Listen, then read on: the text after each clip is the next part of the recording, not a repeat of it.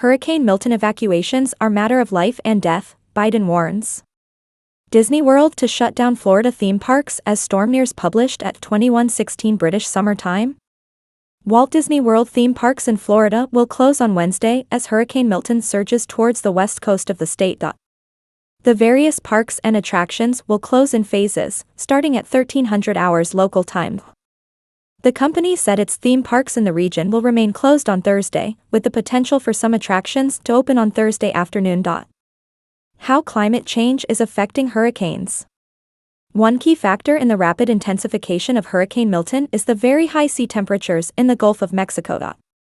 Warm waters provide the energy for hurricanes to strengthen, so hotter seas can mean more powerful hurricanes if other conditions are right.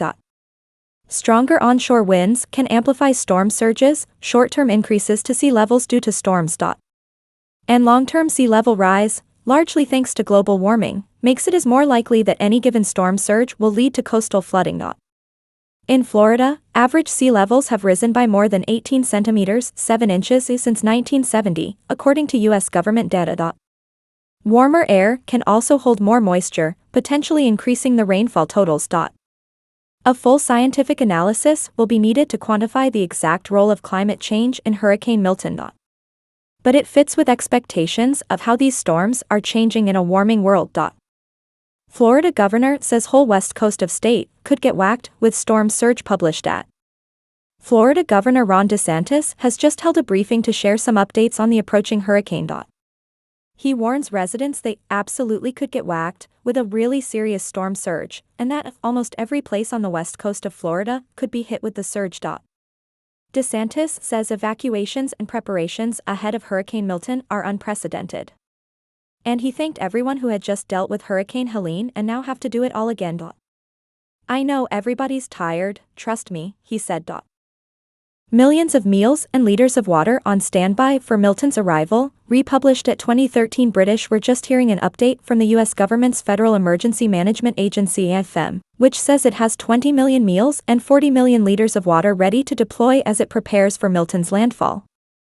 The agency says it's leaning forward and has pre-staged a variety of resources to be ready for the latest hurricane to hit the U.S., including urban and maritime search and rescue teams, medical units, temporary power teams from the U.S. Army Corps of Engineers, and even wastewater and removal experts.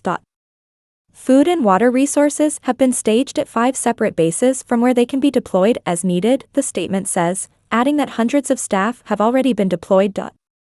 Willie Nunn, FEMA's regional coordinator, will remain in Florida to oversee the response. Satellite image shows Milton stretched across Gulf of Mexico published at 1940 British Summer Time. Here's some of the latest satellite imagery we're seeing, showing the storm as it hurtles towards the U.S.'s Gulf Coast. As we've been reporting, it's due arrive in Florida tomorrow. Hurricane Hunter plane records wind speeds ramping up inside Milton.